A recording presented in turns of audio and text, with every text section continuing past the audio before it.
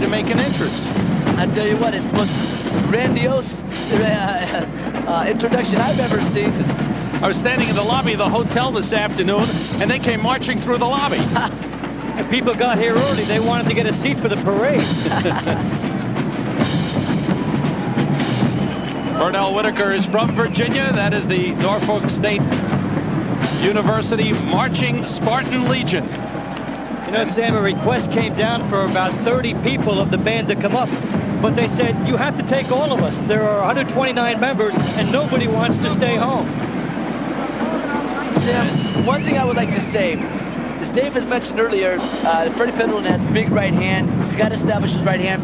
And for many years, even from the amateur days, people would say, to fight a southpaw, you got to throw a right hand. That's the punch to beat him. And what they're finding out now is that's not true.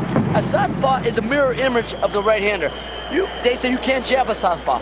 Well, why not? He jabs you. The punch to find out that is the key is the left hook as it comes from the blind side.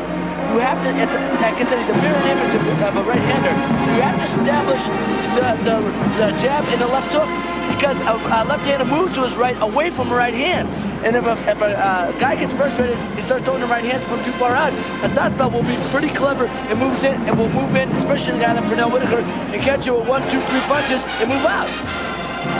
The interesting thing with that, Ray, will be whether Pendleton looks at it that way. He has become so homer unconscious with the right hand. He knocked out Sammy Fuentes in 15 seconds, Roger Mayweather an instant turnaround, and with a lot of fighters, when they get addicted to that one punch, that's what they stay with, and that's what we'll look to see if he changes. You're looking at Pernell Whitaker, who was voted Ring Magazine Fighter of the Year for 1989, and many people feel pound for pound is the best fighter around. He has tremendous speed with both hands. That jab is a key both offensively and defensively. You're looking at a fighter who often averages over 100 punches a round that can keep it up for 12 rounds. Very difficult to beat that type of speed if he gets a rhythm. He owns 2 championships, having defeated Greg Haugen for the IBF title, having defeated Jose Luis Ramirez for the WBC championship, and both titles are on the line tonight. He is the southpaw, Freddie Pendleton, the right-handed fighter, led by Lou Duva. Pernell Whitaker heading for the ring. And as I mentioned, the Duva people are worried about Freddie Pendleton. He seems to be very calm and confident. This is his biggest payday. He's making somewhere between $35,000 and $45,000 for tonight. This is a bad thing that Freddie Pendleton's doing. He's sitting in his corner. His muscles are getting cold. He should be up, loosening it up, getting a good sweat. They tell you about resting. Don't worry about resting. You got all night to rest. You're in shape to go 15. You should be in shape to go 15 rounds. He should be up, moving around, getting a good sweat. He should not be sitting in his corner. That'll tighten the muscles, and that will be a factor in the opening seconds of the bout. And now he's up and trying to loosen up once again. It looked like he did work up a pretty good sweat in the locker room before coming out. You should have kept it up, Sam. Once you get in the ring, you got to get familiar with the ring, get familiar with the crowd, move around, keep the muscles warm. By sitting down, that does nothing but stiffen you up. We are set for the introductions to our first championship bout. Let's go to ring announcer Michael Buffer.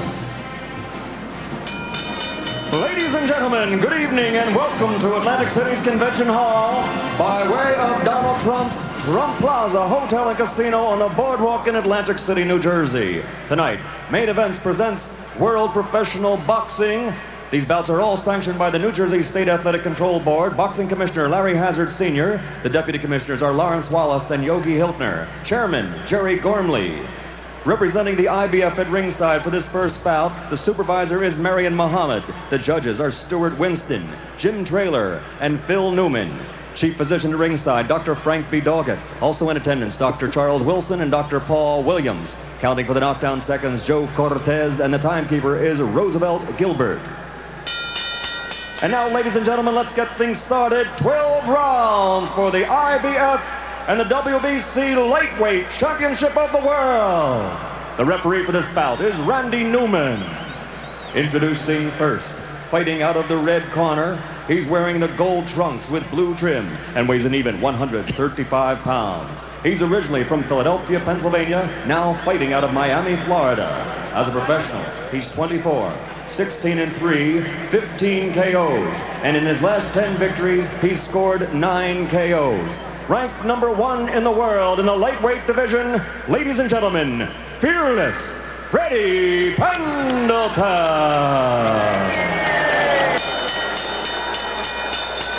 And his opponent fighting out of the blue corner, wearing the green trunks with gold letters. He weighed in at 134 3/4 pounds from Norfolk, Virginia. His professional record, 20 victories, 12 by knockout, only 1 defeat.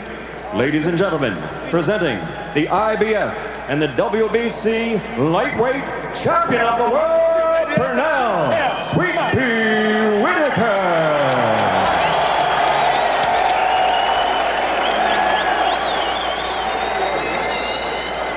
I don't know about Buffer. He didn't say, let's get ready to rumble. He missed his cue, boy. Thoroughly gone over. Do you have any questions? He's slipping. That's good. I want you to remember 2 things. Number 1, defend yourselves at all times. Number 2, obey my commands. Now shake hands and come out of the bell. Randy Newman, the referee. The judges at ringside. Stuart Winston, his 38th title fight. Jim Traylor, his 12th title fight. And Phil Newman, his 12th title bout. Scheduled for 12 for the IBF and WBC lightweight championship of the world.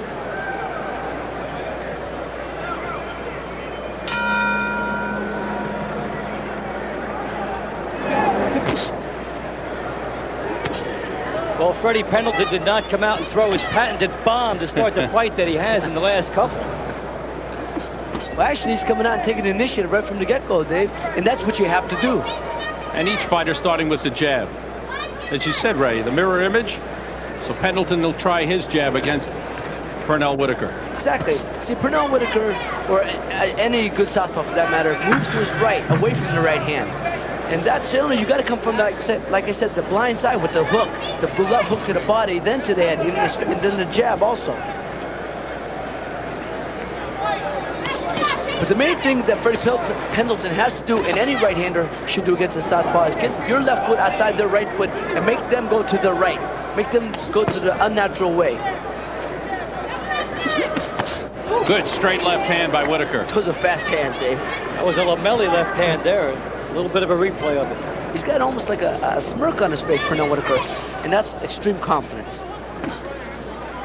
There's an important respect process going on here right now. Whitaker doing it with his left hand. Pendleton wanted to establish his right hand so that Whitaker would not throw that. That's like a line of scrimmage, and who's going to win this?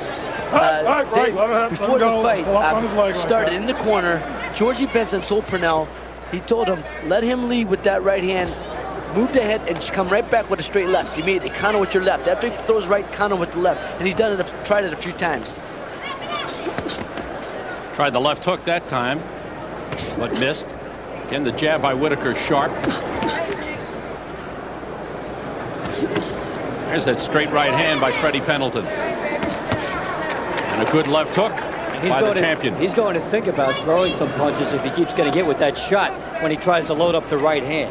Also, if Freddie Pendleton's going to throw that right hand, he's got to keep moving Pernell Whitaker back. Make him think about it. But if you let him come forward, Pernell Whitaker's got Freddie on the defensive, and he can't set up for that right hand.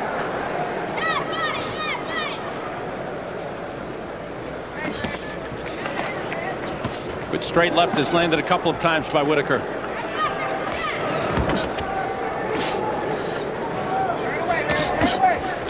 Nice right hand by Freddie Pendleton.